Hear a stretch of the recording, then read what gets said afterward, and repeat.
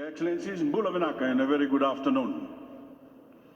Your Excellencies, at COP21 in Paris, 1.5 was the compromise that Fiji struck alongside all of the world's most climate-vulnerable nations.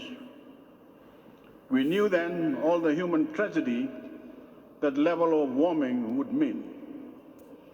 But it ensured, at the very least, that low-lying island nations and communities would survive.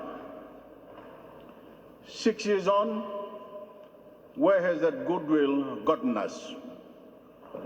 The world's collective climate commitments will see us fly past 1.5 by the end of the decade. We are losing the race to net zero to a coalition of carbon addicts who would rather fight for coal than for a future of good jobs and innovative industries created by climate ambition.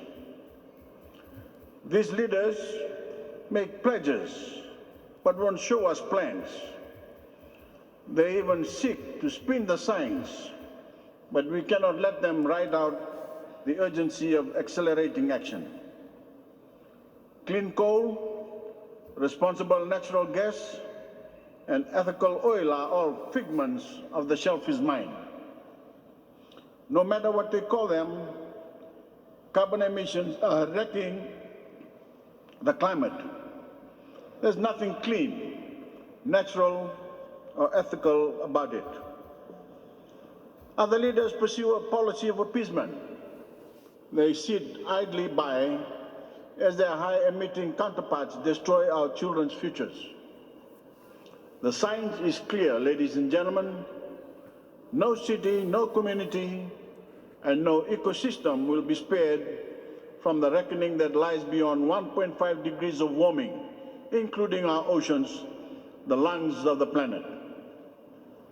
We have fallen so far off course that only bold and courageous action will suffice.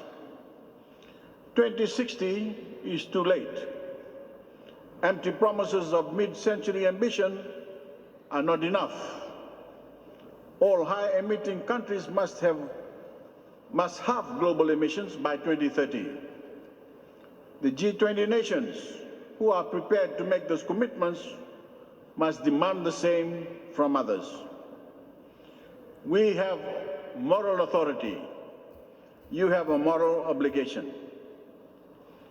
Together, our coalition of the willing can keep 1.5 alive, keep low-lying island nations above water, keep erratic and severe weather from devastating us all, and keep the trust between nations so that we can keep faith that our children and grandchildren will help a future.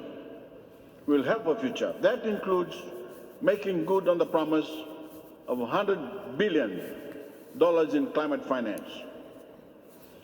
We Pacific nations have not traveled to the other end of the world to watch our future sacrificed at the altar of appeasement of the world's worst emitters. The existence of our low-lying neighbors is not on the negotiating table. 1.5 is alive. It is possible. Humanity does not lack the resources, technology, projects, or innovative potential to achieve it. All that is missing, ladies and gentlemen, is the courage to act, the courage to choose our grandchildren's future over shareholder greed and corporate carbon-driven interests.